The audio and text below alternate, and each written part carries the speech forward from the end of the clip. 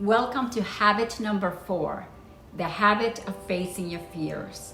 Fear is one of those universal emotions that we all have, but what we do with it can affect the outcome of our lives, negatively or positively. Fear is the second strongest emotion in humans. Everything we do is either out of love or out of fear. We can either let fear paralyze us or we can be propelled by it. Every day, try to do something that scares you. Begin by tackling the smaller things, and as you get used to, progress to the bigger ones. Facing your fears is important because it would allow you to become familiar with what it feels like to face fear. That way, when it comes, and it will always come, it won't take you by surprise. It will be recognizable in your body, and you'll know that you felt that emotion before, but you still did it, and you're still standing. This recognition is powerful because it allows you to feel it, but you won't let it stop you from doing what you need to do. There is a wonderful book called Feel the Fear and Do It Anyway. That has become my mantra. Just because you feel fear doesn't mean you get to step out. You can't use fear to bail yourself out or to take yourself off the hook. Hell no. You still have to jump, risk, ask, leap, love, dream, and expose yourself. You still have to take one step forward into that thing that scares you. Learn to look at fear as a gift that was given to us millions of years ago as an alarm bell to help us survive. Fear, when unchecked, can stop us from pursuing goals. It will always try to submit you into your comfort zone because it knows that's the place where you feel safe. But if you let it dictate and control your life, you are going to miss out on tackling new adventures. The other day, I had to confront this very thing myself. I had been fasting for a few weeks. I began with 18 hours and then progressed to 24. And then my coach told me that I should try the 48-hour fasting so that I can trigger a lot of the benefits. And I was scared.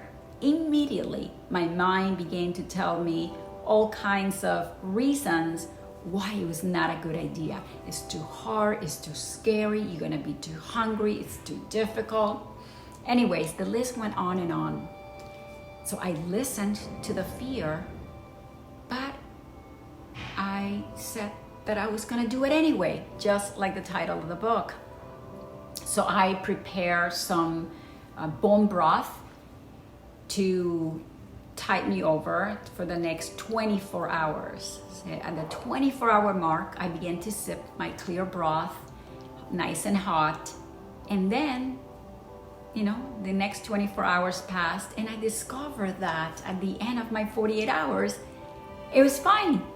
It wasn't scary. It wasn't impossible. And no, I didn't die of hunger. And I had this great sense of accomplishment that would not have been possible had I let fear control me. So how many goals have you put on the bookshelf because of fear? My advice to you is to change that way you think about fear, because fear was never meant to be a showstopper. Fear is simply a pause, an alert to have you think more, investigate, or learn more. But here's the thing. Fear was never meant to stop you from pursuing your dreams. Using fear to stop you from stepping into the unknown is a habit you picked up somewhere along the road, but it is time to put it to rest. So one specific way that you can begin to tackle the things that scare you is by becoming aware of the story that you are telling yourself. For example, if public speaking, it's something that you fear, which is something that a lot of people do, become aware of what is the story that you're telling yourself. Are you telling yourself that you may forget the speech, that people will laugh at you, or that you may stutter? What is it that you are telling yourself? And once you know that, change it. Tell yourself the opposite. And begin to practice confronting the anxiety by maybe presenting to your kids or to your partner. And as you get more used to it, progress to bigger groups, your co-workers, the rest of your family, and you will notice that the more you practice facing that anxiety that often comes with fear, the story or the messages you tell yourself in your mind will also change. Here is a quick story to illustrate this issue that is close to my heart. When my daughter Victoria was little, she didn't speak.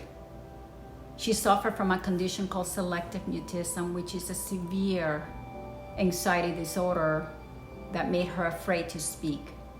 Her dad and I were the only people in the world who had ever heard her voice.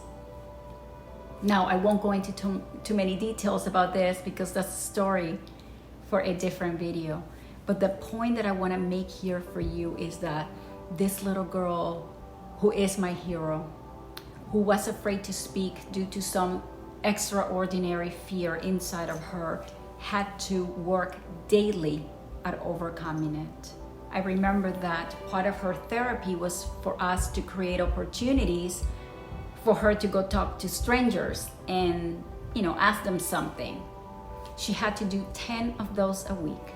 And each time she succeeded, she would get a little sticker that she could put on her Fear of Victory chart that was hanging on our kitchen wall for everyone to see. At the end of the 10, she got to select the prize. But imagine that simple sentence she would need to ask someone, or that simple act that we take for granted, for her is the equivalent of what most of us would feel if we had to go bungee jumping from the Empire State Building. It was so rooted inside of her that made her exhibit such an impressive control not to speak.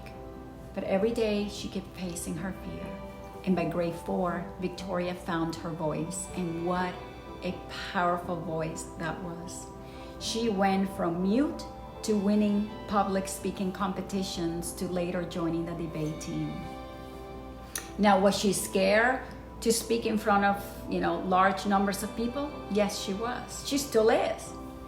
But she had become so familiar with the feeling of fear in her body and not letting her stop her. Mommy, what if I forget the speech? What would I do? She would ask. It's okay, baby. I would often tell her, if you do forget, there's only 2 people that will know, you and I. You dare to dream big dreams. They cost no more and have an equal chance of coming true. Just like Ben did, it's up to us to follow our dreams, believe in our God-given talents, try our best, and have the faith that God will do the rest. Thank you. And today, Victoria is doing amazing. She is doing her IB business program at Western University and continues to excel in all areas of her life because she learned at an early age that facing your fears was a worthy habit to develop. Here is what I can guarantee. Once you begin to face all the things that scare you, you will realize how much better and easier they are than how you imagine them in your mind. Just like what happened to me with the 48-hour fasting. Push yourself beyond your comfort zone a little every day, because that's the only way we grow. If it doesn't stretch you, it doesn't change you. The bravest of people are not the ones that are good or excellent. at facing their fears. The bravest are those who are on the daily basis doing something to overcome the things that scare them. And I want to leave you with the words of Joseph Campbell, which perfectly encapsulate the message that I want to give today. The cave you fear to enter holds the treasures you seek. So my wish for you is that you treasure hunt every day of your life. Thank you so much for watching this video and connecting with me. I hope that you found it of use and that you've benefited. And if you did, share it with your friends and family. And if you missed the previous habits, all you have to do is look on the show notes of this video. The links are there, or on YouTube, search for Waleuska's Top 10 Habits for Successful Life. And stay tuned for next week for habit number 5, the habit of accepting what life throws your way. I'll see you on the next episode.